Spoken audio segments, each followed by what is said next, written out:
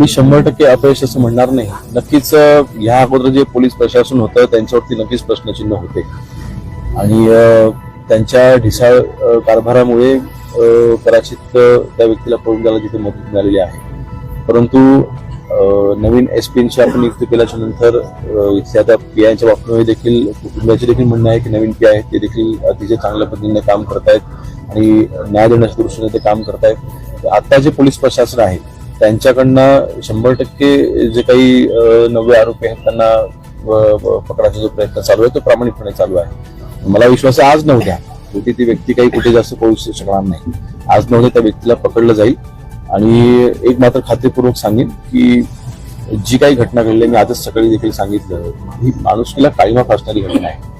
त्यामुळे अशा घटनेमध्ये जे आरोपी असतील जे आरोपी आहेत ते आरोप एकतर सिद्ध करणं कोर्टामध्ये योग्यरित्या सिद्ध करणं हे आपली आता प्राधान्य असणार आहे. आणि कारवाई करत असताना माझं वैयक्तिक मत देखील आहे फाशीच झाली पाहिजे. अशा आरोपींना ही 100% फाशी झाली पाहिजे. परंतु ह्या संपूर्ण प्रक्रियेमध्ये कुठेही केस लूज होणार नाही किंवा कोर्टामध्ये आपली बाजू ते कंपोज होणार नाही ह्याची देखील खात्री पोलीस प्रशासनाने घेतली पाहिजे. त्यासाठी सूचना आम्ही केलेल्या आहे.